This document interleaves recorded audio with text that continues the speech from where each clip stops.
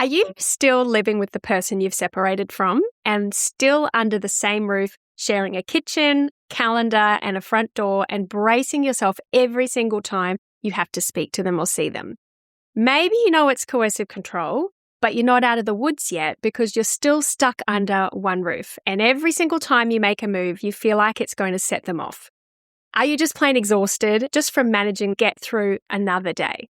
If that's you, today's episode will be perfect for you because we're going to be talking about coercive control while living separated under one roof. Because you asked and sent in so many questions about coercive control. Oh my goodness, did you send so many? So many that we had to make a 6-part series so we could answer these questions for you. And this is part 2, navigating life while you're still in it. So if that's where you are right now, and you don't want to miss out on this episode or the rest, so make sure you hit the subscribe button on YouTube, Spotify, or Apple, wherever you're listening. Or make sure you've joined our email list if it's safe, because then that gives you an opportunity to listen to the rest of this episode and also send in your own questions about coercive control. It's not too late. All you have to do is jump to thedivorcecourse.com.au and subscribe to our newsletter. Hello, I'm Laura, divorced mother of 3, and I'm here with my mother, Lynette Galvin, with 35 years experience in family law. You're listening to the Divorce Course podcast. Through our candid discussions, we hope to help you through your divorce or de facto separation. We will be answering the most commonly asked questions and covering the stages and steps that you will face on your way to freedom. Now, to help us answer all of your questions, we have a very special guest back again with us today, Krasi Kirova. Krasi is a clinical psychologist who helps people break free from worn-out familiar patterns to living a life on their own terms, drawing from both her professional expertise and her own first-hand personal experience. She has a very deep interest in supporting those who go through domestic violence, coercive control, and emotional abuse. Krasi, welcome back. We're so glad you're here. Welcome. So nice to see you as always, Lynn and Laura. It's a pleasure to be here and answer so many questions. And of course, my amazing mum, Lynn Galvin, is also here to help us with the family law side of things. She's a family law specialist with over 35 years experience, drawing on both her legal knowledge and her own personal experience as well. As we've said, there was a thread last week about, is this coercive control? And this one, this time, is really about how do I survive it while I'm still in it? Because let's face it, we don't just break off and instantly move on. There's people who are still stuck under one roof and they're worried they're going to lose themselves or be stuck forever. So we're going to be talking about the money side of things, how to stay safe, boundaries, and the day-to-day things you're dealing with. We're going to touch on them today and answer your questions. So before we get started, just a reminder, everything we share today is general education. It's not legal advice and it's not psychological advice. And it's also not a diagnosis of your own situation. And because we're talking about coercive control and abuse, please take this as a warning that there will be triggering questions today. And if anything lands a little too close, please be gentle with yourself. Please be gentle with yourself and reach out to either 1-800-RESPECT or Orange Door, or you can call Lifeline on 13 11 14. If you're in immediate danger, of course, please call the local police in your area or call 000 if you're in Australia or whatever the number is in your country. Now, we got so many questions, guys, so we're going to just fully launch into it. None of the fluff stuff now that we've got that out of the way. So let's just get straight into the first question. And this was sent in. Obviously, these names, guys, are made up as pseudonyms by you, so these are not actual people's real names. But Sally's question was, can coercive control continue post-separation, refusing to move out of the family home and punishing me financially? Krasi. Yes. Oh my gosh, yes. I think if the answer to this was no, we probably would have no need for a family court and a whole range of other professionals working around this area. But yes, and I would probably say that much more often than not, it does continue after the separation, particularly also if there are children involved. Now, how long and at what intensity it will continue obviously depends on a lot of different factors. But I think the 3Ds of emotional abuse and coercive control absolutely apply in the post-separation phase. It's just a matter of different tactics and different strategies. It looks different, but the underlying functions are the same. So you still see the disrespect, which is that overwhelming level of communication that is still hostile. It can be very passive aggressive. It can be very demeaning. There is no respect for boundaries, no consideration for cooperation. The disempowerment is very clear as well. Again, unfortunately, this time an abuser can use a whole system at their advantage. There's so many leverages they can pull. The financial control is still such a big part of it. And the distortion element absolutely continues. It's not just the reputation damage they create and using their lawyer now to say all the lies and all the gaslighting that you have heard personally from them. But it's also framing things in terms of interest for the children and in the best care they want to put. So yes, it continues, and it continues more often than not. So Mum, can you tell us, are you seeing this kind of coercive control happening while people are being stuck, separated under one roof? I'm seeing it a lot. I think a lot of it is that they just don't want to move. They don't want to give the other person space. And they set all these conditions. I'm saying, I'm not moving out till we've got parenting plan ordered, or I'm not moving out until we sell the house. So they just sort of sit there. And it used to be such a rare thing. And I think they're able to use the rental market and maybe the lack of properties to move to as a bit of an excuse, but most of them have somewhere else they can go. Yeah, I'm seeing it a lot, Laura. So it's a new kind of continuation of coercive control that we are a lot. Let's get into some of the questions about these poor people that are stuck under one roof and how to cope with this coercive control on the daily. I might ask Mum this question. Sarah's question is separation under one roof required? And how is safety managed if there's an escalation in the other party's behaviour during this period? So what, Mum, is separation under one roof a thing that has to happen? No, not at all. And don't be told by your ex that just doesn't want to move out that it is. It's not. In fact, it's the opposite case. So the court recognises in Davis and Davis in 1984, they said it is unreasonable to expect separated people to live under one roof. And before that case, you used to have to prove that your ex had done something. And they didn't talk about coercive control. So there had to be a physical assault. And then they would order them out. But after Davis, if you go to the court and ask for sole occupancy, one of you will get it and someone will be out. But so I'd hate that people think it's required. I'm so sorry. So this comes from listening to them, and they're all the people at work and so forth, I think. But absolutely not required. And there's no plan for the escalation. If there's family violence and you possibly can, either they go or you go. Just get yourself out of there. And if you're stuck in that situation, we do have a really good episode called Can You Make Them Leave? And takes you through the options that you can take when it comes to that. So go and listen to that episode if that's you, because we take you through some processes that you can do to get them out of the house. And Krasi, going to throw you in the spot here as well, but do you think part of coercive control sometimes in this situation is they just make up legal advice and kind of tell you that's what you must stay here until we have to stay separated under? Like, is this a kind of thing that coercive controlling people do? Oh, absolutely. That is such a big part of that distortion and always twisting reality to suit their needs and their wishes and to create a situation that works to their advantage. And sometimes it can be difficult for someone to tell, are they doing it on purpose or they simply don't have the knowledge? They're just talking with confidence about things they don't really know.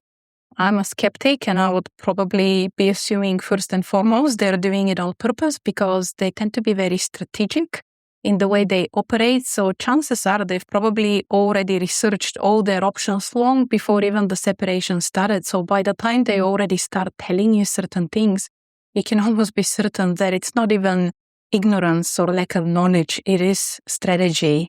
A really good warning to anyone who believes they're with a coercive controlling person is if they're giving you legal advice or telling you what the law says, go and check for yourself. Can I just say, they will usually say, let's not get the lawyers involved. I know what we need. So just be careful of that. Let's get to Nini's question. Even though we have separated, we are still living under the same roof due to having a child. How can I prove in court that his abuse has escalated? I have been advised by a DV support organisation to leave the house, but I'm too afraid because his lawyer keeps throwing false allegations at me. Pretty much everything he is doing, he is accusing me of doing. my child is really negatively impacted by my ex's constant yelling and him starting arguments for silly reasons. So what kind of answer do you have for Nini, Krasi? First of all, I have to say, what a classic example of what we call the DARVO strategy. So the deny, accuse, reverse victim offender. And it's such a good example that these kind of strategies, they don't end with the separation. They just continue in that case. And there's nothing you can do as well. And I think that's very important for listeners to really take in. There's nothing you can do to stop them from employing these strategies. There is no amount of logic or kind of open conversations you can have that will change their mind, because they're not doing it because they don't understand things well enough. They're doing it as a way to control the pace, even of the separation at that point. In this case, just what Lynn was saying, you need to get your own legal information so that you can separate what they're threatening and what they're telling you from the reality of what the situation is. I think that's a very important beginning step. And this strategy, which I think a lot of particularly women find themselves at this stage of the separation, is that they're still trying to placate or somehow not escalate the situation. And this really plays into that need for domination and control by the abuser. And it's not effective for you. It won't get you the result. You will not placate them. You will not stop what they're doing, but it will delay you very significantly. And you may look back and you may really regret wasting all of that time. So I would be saying to Nini and anyone in that situation, just really focus all your efforts into getting out of that shared home, because it is the most effective way of reducing your exposure to their abusive behavior. And it also means that you're starting to move away from their sphere of influence. The closer you are, even proximity-wise, the more exposed you are to what they're telling and what they're doing, and the more impact it has on you. And Mum, do you have any answers for Nini here on how to document or how to prove in court that the abuse has escalated? It's tricky because she's under one roof. The good thing I think about we narcissists and coercive controlling people is they don't actually know how to stop. So probably there'll be some text or something she's got when she moves out. Nini, I don't see that this will stop the abuse, and the communication will have to be then by text. And that's a good way to prove to the court the behaviour. But I want everyone to understand that the family court judges, FCOA judges, and the registrars have all undergone intensive training about coercive control. And so they know it's a pattern. They know it's a lot of little things. And we've done an episode, Laura, on how to capture that in an affidavit. And so maybe a chronology, if you can do it safely, is a good start. And just checking with you, a chronology is just saying on this date, he did this, or a date, she said that. And just even though you don't have any other proof other than your own words, if you're writing notes and dates and times of what's happened and when and how your child reacted to the situation, that chronology then itself becomes evidence. And text it to yourself or email it to someone in case your phone goes missing. True. All right, let's get to anonymous. This person's asked to be as anonymous. And the question, Krasi, I'm going to ask you for them is, I am separated under the same roof. Every time I discuss a parenting plan, he either ignores me or blows up, then stonewalls me for days. We have been living like this for 3 years. We tried mediation, but he didn't prepare, and we ended the process due to timing on school holidays. I feel stuck. If I was to leave, he'd find a way to punish me through the kids. Gosh. Well, that sounds awful. And you have to wonder if this has been a situation for 3 years, can we even call it a separation? Because obviously they absolutely are still got you trapped. Good point. That's a good point. And if by staying under one roof, they are extending the length of the marriage, then they are also extending the reach of the person who's being abused into their assets that are accumulating. So you're right. I haven't seen a case arguing whether separated under one roof was a thing, where they really separated under one roof or not. But it'd be a good argument to say you weren't. They're still arguing and fighting, and she's still under control. You poor darling. And I can see, Anonymous, you're saying that if you were to leave, he'd find a way to punish you through the kids. But it kind of sounds like he is punishing you through the kids now, because you're not leaving because you don't have a parenting plan yet. So you're being punished by him threatening not to let you see the kids, perhaps. So I think sometimes Krasi, correct me if I'm wrong, but that stuck feeling, that punishment's going to happen anyway, I feel.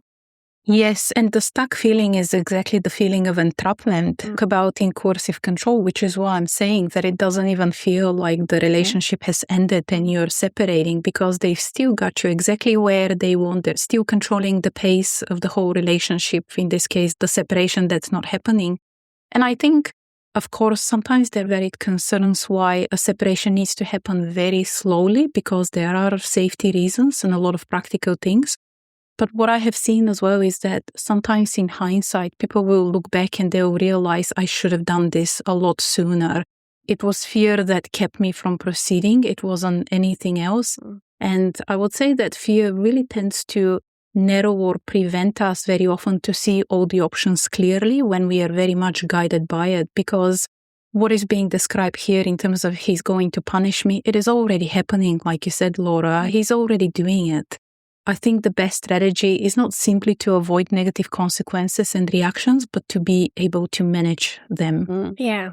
And that doesn't solve your problem for you, Anonymous, but maybe looking at it in a different context and getting a way out, I think, best for you. And Mum, just to put that line under the sand, just so everyone knows, you can leave even if you don't have a parenting plan. Is that correct? Yes, you can. It's an absolute nonsense to have a parenting plan. And it seems to me, if he's demanding one, then it is an unspoken agreement between you both that they are going to be living with you at least half the time. So why not take the children with you? And I think this isn't quite legal, just legal stuff to say. Krasi, sorry if I'm intruding on your territory, but the kids must be suffering. The kids must be suffering. Oh, yeah, absolutely. They absolutely are. And I think as we'll talk about some of the other questions today, the reality is that very often upon separation, the abuse does escalate as well because of the separation. And so if the children are still in that environment, that they would absolutely be seeing not just being exposed, obviously they would be absolutely used as pawns in that as well. So I agree with Lynn. Yeah.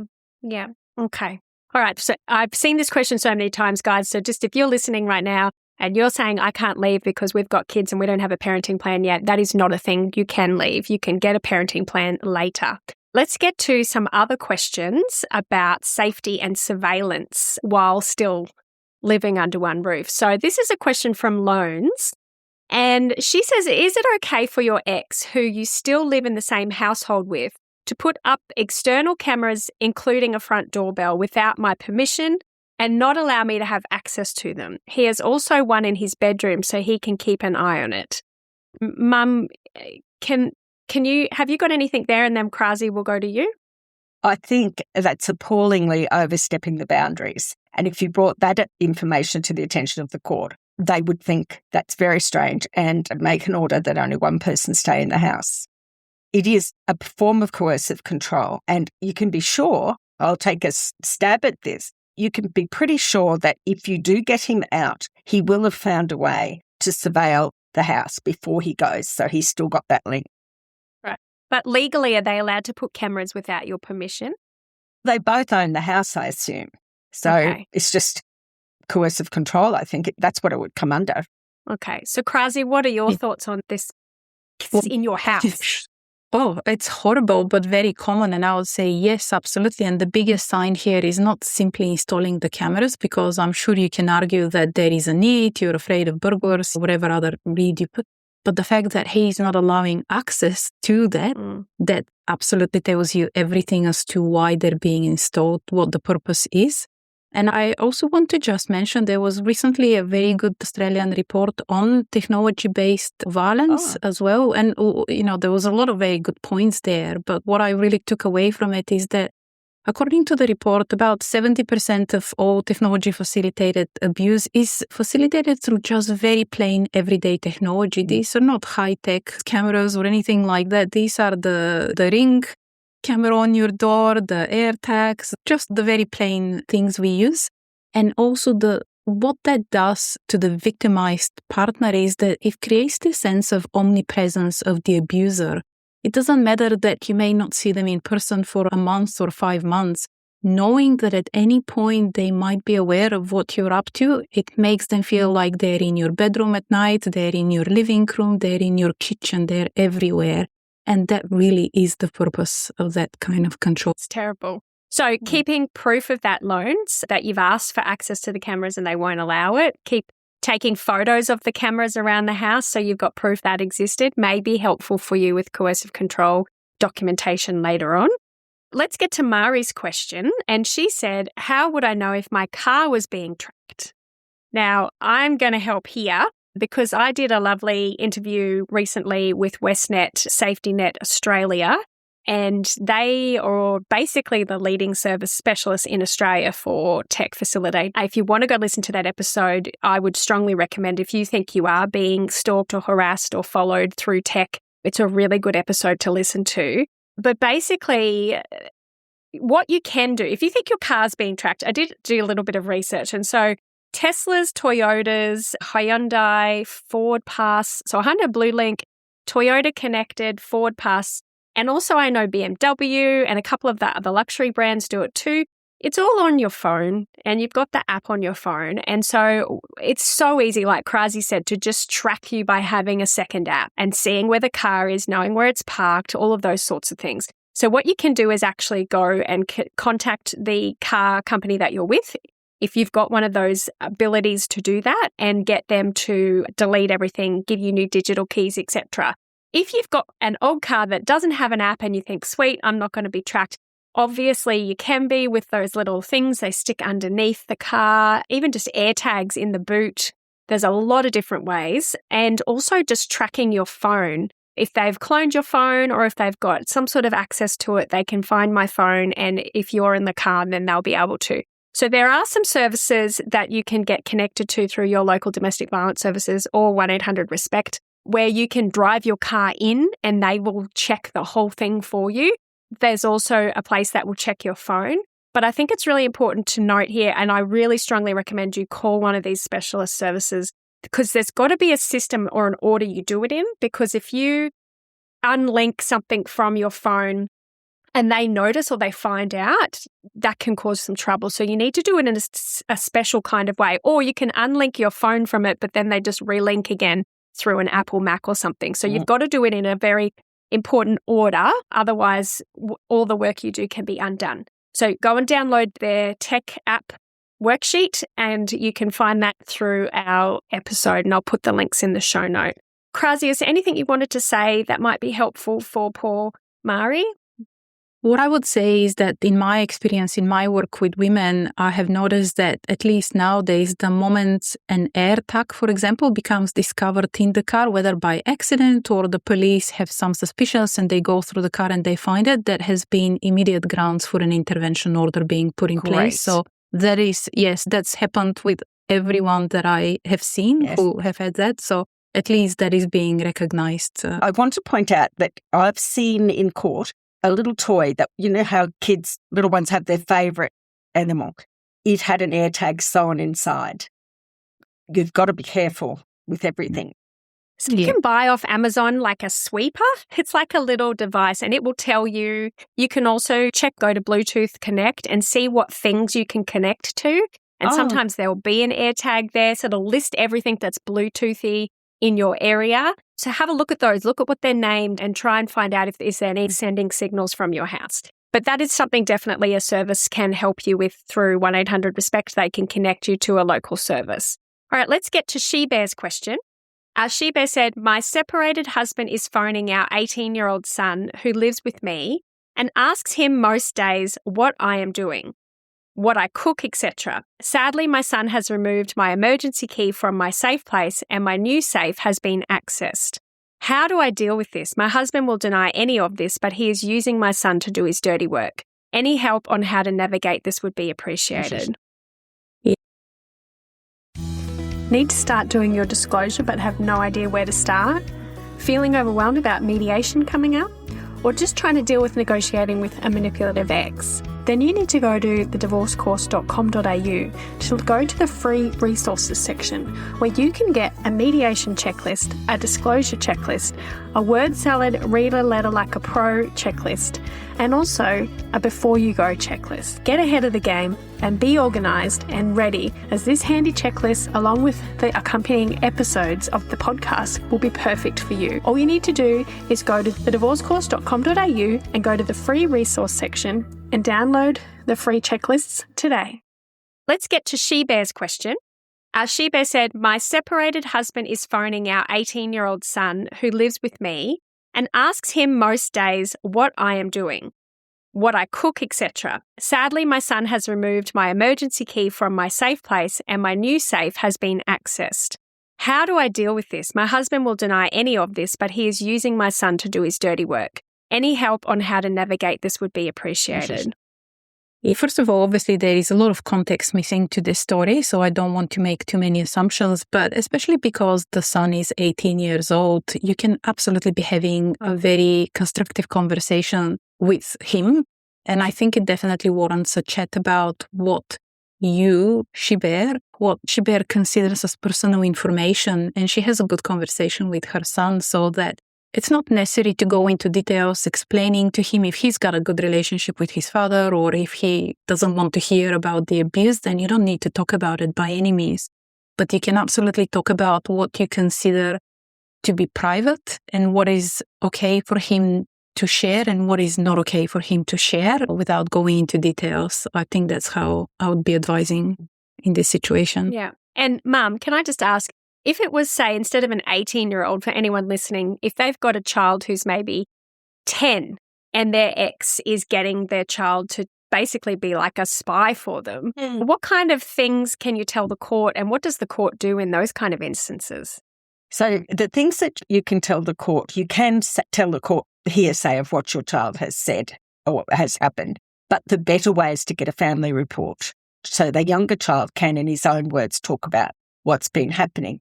And then when you get to court, the court is definitely seeing that as causing emotional or psychological harm to the children. And that would be a grounds then for the court to remove the children from the primary care perhaps of that person, or maybe even unsupervised time. It may be pulled back to supervised time, because if they can't stop after separation, they're not going to stop, are they? Yeah. No. Before we get on to some more questions, and we're going to be going into making the first move, planning your exit, how to detach and hold your boundaries. We're going to get into that in a minute. But before we get into that, Krasi, you've got a special request from anyone listening today. Yes, thank you, Laura. I really would like to put a call out to all our listeners. And I'll tell you why, because I will be speaking at the upcoming National Psychology Conference coming up in October, and I will be speaking on coercive control. And I'm so passionate about getting the voices of the people who are actually going through it and experiencing it to be heard and to be implemented properly into the way we support them. So I'm putting a call out to anyone who's experienced this, who's going through it, if they're willing to share any insights, any message they might have for psychologists and for therapists, for anyone working in this area, because I'm going to make sure that these messages get passed on and they get put into some kind of action and they inform our practice. So if there is anything that you want to tell me about what you need from us as a profession that you maybe have not received, or what has made a difference that someone did or didn't do, what do you want us to know more so that we can better support you? Please send that message. I'm going to make sure it gets translated onto the people who need to hear it, and I'm going to be implementing it in all the training I'm doing for our profession as well. And Laura, I think you have a way of how people can... Yes, so we don't get inbox inundated like we did when we asked these questions. There'll be a type form, so you'll get a link. It'll take you to a type form. You can anonymously fill it in. You can also leave an audio message, because Krasi, if you're interested, would like to play some of those messages to the audience, to the professionals, so they can actually hear from you guys directly. Because I sometimes think, and I've said this last time, like lawyers and psychologists love you guys and what you do, but sometimes they're detached from what it feels like and the emotion and what it actually is to go through this crap. So if you want to get that message out there, you can do it audio or you can just write it. But yeah, just click the link in the show notes. And if you're also subscribed to our email, you'll get that link as well. And you can help make Australia and the psychologists understand and make Australia better for anyone going through this. Need to be careful though, because you must not reveal the people involved, the names or anything, or identify anything that would lead someone to identify your case, because that's an offence. So just anonymising is great. And if you do a voice message with Krasi, I think that's an amazing idea to hear them speak. but make sure you don't use anything that would identify you. And Krasi, do you propose to edit what they say, or well, absolutely. Yeah. So if there is identifiable information, that will absolutely be taken out. Yes. So that is absolutely brilliant. Yes. Yeah. All right, let's get into the next section. And this is about making that first move, planning that exit. You're stuck in there, you want to get out. So JT's question is about, and Krasi, I'll ask you first. My main concern is starting this process by moving money to a separate account and completely awakening the bear. My ex is in total avoidance mode at the moment. We share a house and kids, and I just wonder how much this will provoke him or turn him. I need some money set aside, but I'm scared to make the move. Okay. I think this is a good example when what can be perceived as avoidance, and that's being the word used here, is actually control tactics. So again, setting the pace and the direction of events, not really allowing the separation to progress. So I think that's what JT is dealing with here, and it needs to be dealt with accordingly. Absolutely. These are valid concerns. Not awakening the bear means that internal knowledge that any steps they may take that are towards independence and autonomy is going to prompt an escalation. That is what happens in coercive control.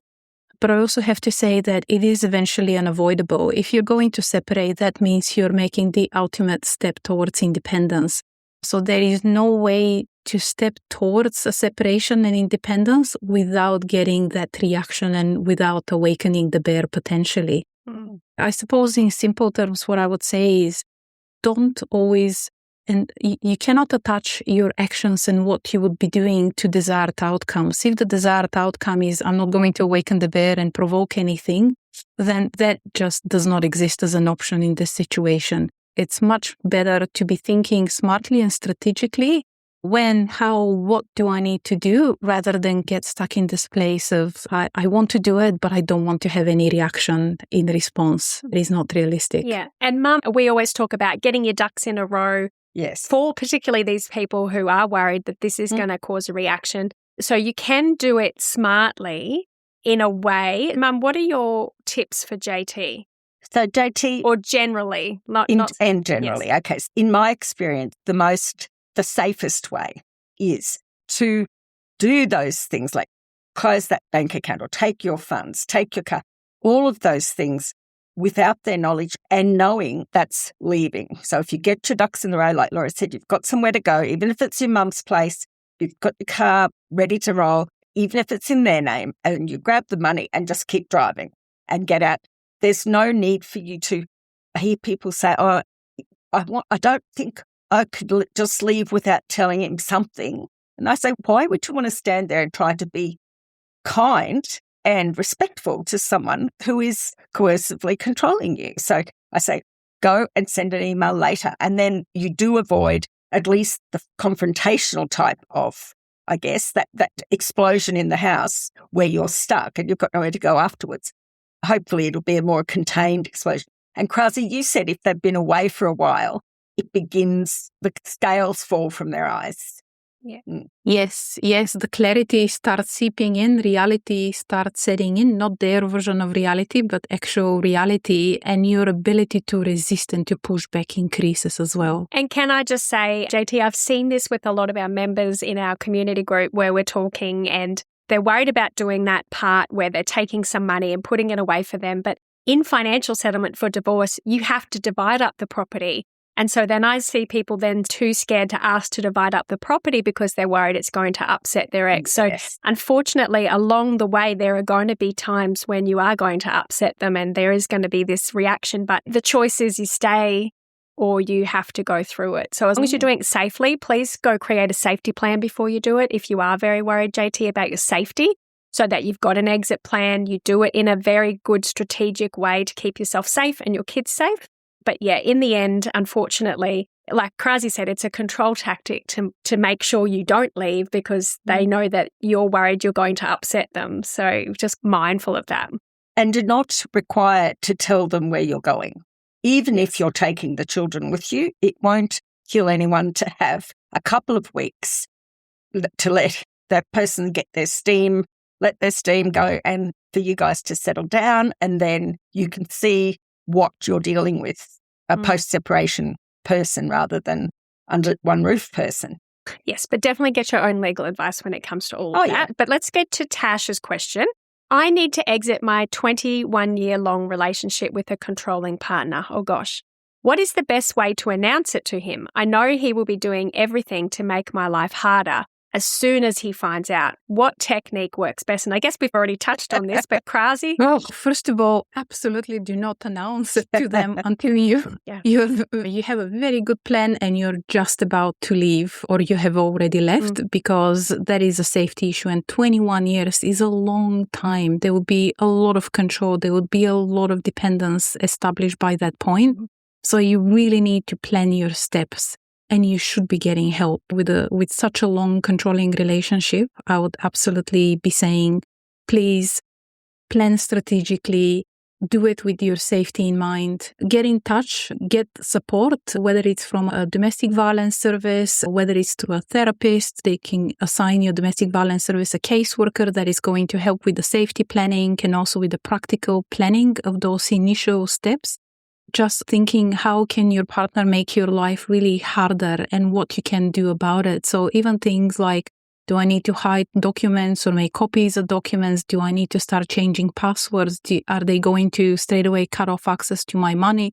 So how do I prepare for that? Do I need to hire a lawyer even before it or get that legal advice? Is there going to be some damaged reputations that they will engage in as soon as they know I'm leaving, and what can I do? So there's a lot of things to consider.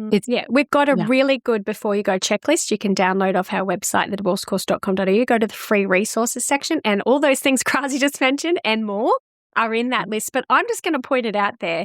If you're being circled by a shark and you're in the ocean and you're treading water and you're seeing that shark circling you for 21 years, you're not going to say, excuse me, Mr. Shark, I'm going to swim away now. You're just going to frickin' swim. And the shark is going to go, oh, she's left. And the reaction you're going to get from a shark, whether you tell them you're leaving or whether you just leave or whether you tell them in the nicest way possible, is still going to be the same reaction the shark is going to give you. I think sometimes people think that if you do it in the nicest way possible, you won't get the reaction. You're still going to get that reaction, aren't you, Krasi? Oh, absolutely. And I've done that in my work, even about other situations when people say, I really want to break up, but how can I do it in the best way possible so they don't get their feelings hurt? It's not possible. Yeah. It doesn't matter how you dress it up. The message, the action is exactly the same. Don't put energy into trying to accomplish the impossible, which in this situation is say it in a nice way without a reaction. But plan and prepare for what is most likely to happen and not announce it. I would very clearly be saying that. No. Mum, this is Jessie's question. My ex doesn't want anything to change with finances. He got upset when I changed the account that my pay was going into and told me that it's not fair. I'm being unfair to him and that I have moved shared resources without his consent. He claims that he is concerned this won't look good to a lawyer and I'd better be careful. I have left the family home, so isn't it okay to have my own employment pay available to me to cover my new household expenses during the separation period? It's absolutely fine. You're a grown-up woman and don't listen to those things that person's saying. And I hope he said it in a text or something. So if you have to prove coercive control, you've got it. But, oh, darling, Jessie, you are now living your life free and he doesn't get to tell you what he thinks the law is. If you're the main breadwinner and there's no other income in the world, that could be bad, financially abusive. But I'm guessing in this instance, you're both probably earning an income and you're more than entitled to move your income to a completely different bank account. Isn't that right, Mum? Yeah, absolutely. And Krasi, what do you have to say to Jessie about this kind of behaviour from her ex? Oh, it is so clearly controlling behavior and abuse, and it is so clearly a distortion again. And I think what can happen is because after years and years of being exposed to this, a person becomes so used to considering what they're saying without the logic behind it. It's very hard to hear how absurd this sounds. As we listen to it, we say, of course, that doesn't make sense. Of course, that's ridiculous. But I think when you've been exposed for a long time to this kind of logic from an abusive person, it does start making sense to you. So I agree with Lynn. You're an independent person, and that's what they're trying to take away from you now. Don't let them act in an independent way. And I do feel like these kind of coercive controlling types, they throw legal stuff, or you better be careful, or they indicate they've spoken to a very good lawyer and I'm talking with authority. And just be really mindful if someone's throwing that at you to go and double check, go and get your own legal advice and check that they're not just using that as a barrier for you to get out. Now, Krasi, this question is from Anonymous. How do I protect myself emotionally and set boundaries when I still have to interact with someone who has a pattern of coercive control, especially when legal and parenting matters require ongoing contact? I want to speak first to that idea of setting boundaries when there is coercive control, because in my mind, it's like an oxymoron. Boundaries, coercive control, they're the opposite. So you cannot do both at the same time. The reality is that coercive control is really aiming to dominate and trap you. And boundaries are exactly about the opposite. It's about self-affirmation, making space for yourself, having a voice that is being heard. So any attempts at setting boundaries in these kind of relationships really backfire.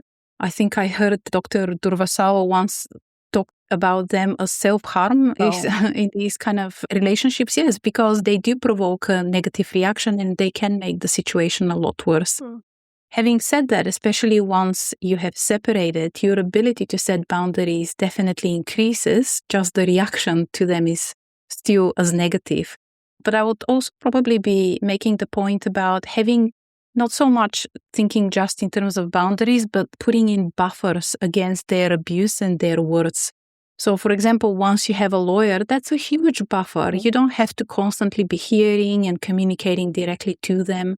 When you move away physically, and that's the whole idea of separating and moving into a different home, so you're no longer living together, that sets a huge boundary, just that lack of physical proximity at that point. Looking after yourself physically is very important as well, because that makes you mentally stronger. Reducing contact to a minimum. I think that's why a lot of abusive ex are so keen on maintaining ongoing communication, 50 messages a day and on, because they know that actually feeds into their power. And so trying to really distance yourself from that. But I think also I would like to make the point about boundaries are not just external boundaries. They're not just the things we do and say to someone else. We also have internal boundaries. Those are the boundaries we set in ourselves in terms of what thoughts am I going to entertain? What words am I going to take in that someone throws at me? What sort of feelings am I going to choose to respond to, and what I'm going to choose to just ignore? So that ability to set internal boundaries is probably where you have the most control and where you want to focus a lot of your efforts at that stage also. And when it comes to parenting stuff, I guess if you have to be communicating with them, because as a co-parent you do, there are those really good parenting apps like Our Children, My Family Wizard. There's plenty of parenting apps out there that can keep them in their box. So you're not getting it in your inbox. You're not reading emails and text messages from them. So that's another way to set up a physical boundary in a way. And I guess grey rocking, the whole don't give them more than they need, can be really helpful as well. And we did an episode recently with Sonia talking about the 3 anchors, and she talked us through how to create a way that even though you're in the same room with them, their energy isn't getting into you, and that you can still stay firm within yourself and anchor yourself in and not be affected by their attitudes, behaviors, etc. And some really good strategies Sonia's given us if you want to go listen to that episode. Is there anything else they can do to protect themselves apart from just getting a good lawyer when it comes to dealing with the legal stuff? Yes, I like these apps that people can use, and you've mentioned, but I need to say that nearly half, I reckon, of the people I talk to who are trying to use the app, guess what? Their ex doesn't want to use the app. And the only reason that I think it is they still want to be able to text and phone. And so some of the apps, I think you can have emails between you both where it's hidden, Laura, and when they send you a message, it still goes through. Yes. But and it keeps them accountable, and they won't say some of the things that they would have otherwise have said. So I think they're a good option. And I guess the legal behaviour, if they are being continually controlling and using legal abuse as a way to get to you, whilst it is horrible to go through and you can suffer a lot, and we've seen a lot of people suffer through it, we also see people who get to the end of it where their ex gets their comeuppance in final trial and where they do get in trouble by the judges for their behaviour after the fact. And we've seen a reported case, I think we did recently, Mum, in an episode, where they got an uptick in the percentage just based on the person's bad behaviour during the legal proceedings. The judge said, I hear you talk about the abuse during the relationship. I can't make a finding about that. He said he didn't have enough information. But then he said, but certainly in the last 2.5 years, and he's gone on to quote some of the things the husband said, and I think she got 14% extra. It's great news, and that's very recent. Yes, and one other point, I would really encourage people not to hesitate to seek an intervention order as well in those situations. I think there is a lot more understanding in the last few years. I have seen plenty of times when they have been granted, when there haven't been any overt threats being made. It's just been very excessive communication, obviously demeaning kind of communication. And that has really helped because it really has stopped level and the nature of that communication when nothing else has. People to consider that as a very viable option. And wouldn't it be good? I don't have the time to organise this, but if anyone's listening who wants to collab with me on doing this, wouldn't it be great if we could have, instead of Airbnb, it was an app where other separated people stuck under one roof with their horrible exes could meet up and end up sharing houses with each other instead? Like, wouldn't that be great? A lovely idea. Great idea, Laura. I think that would solve a lot of Australia's problems if they could just put their horrible exes with other horrible exes, and then you get the freedom with some other lovely mum or lovely dad and their children, and you can all live happily ever after. And you've got your moral support and with the other family and the cost as well. I wouldn't give too much hope to the person who's coercive getting on very well with another person who's coercive. No, but at least you could get away. I think it's a way, because it's so hard to get a place when it's one income. So I know to you, half the solutions for all of you guys today was get away from them, get away from them, get away from them. And we know a lot of you can't. But just make sure that that there's no other reason that's holding you back. If they've made up some legal mumbo-jumbo BS, make sure that you've explored all your avenues. Next week, however, we are going to be talking about coercive control and financial abuse, and we're going to be answering your questions on that topic because, like we said, we got a lot of questions, so that topic we'll cover next week. So if you're still in it and you're listening to this and you're bracing for the next part, why don't you go and subscribe to this and come along and listen to next week's episode where we're going to unpack financial abuse, how it actually works, and what you can do about it. So make sure you've hit the subscribe button, and we will see you next week. And again, just a reminder, if you are going through anything like this, please call 1-800-RESPECT or Orange Door. And if you are triggered by this, please call Lifeline 13 11 14. And if you are in any immediate danger, of course, call 000 or the emergency contact number in your country. And I cannot thank Krasi enough and Mum enough for giving us all your wisdom.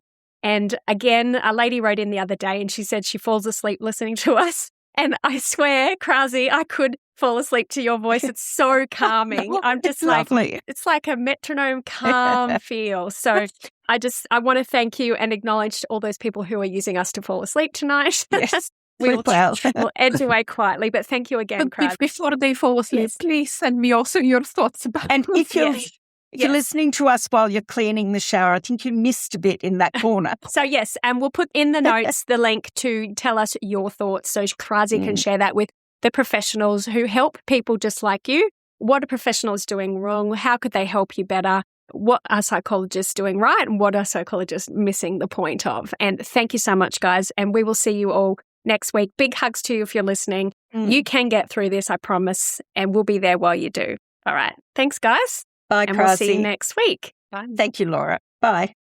If you found this podcast helpful, we'd love it if you could rate, review, and subscribe. By doing so, you are spreading the word to help someone else just like you. Lynn would like to remind you that this podcast is general advice only, and you should always get legal advice in relation to your particular situation. And remember that the Australian laws may have changed since recording. Hey there, it's Wayfair here, where delivery and setup are as easy as a few taps on your phone. You're relaxing in an old hammock, scrolling Wayfair's app, when you spot it, a brand new patio set. Next thing you know, Wayfair delivers it right to your patio and sets it up. Oh, you need a new grill too? All right, Wayfair's got you covered. With Wayfair's room of choice delivery and fast expert setup on qualifying orders, life gets a little easier. Visit wayfair.com or the Wayfair app. Wayfair, every style, every home.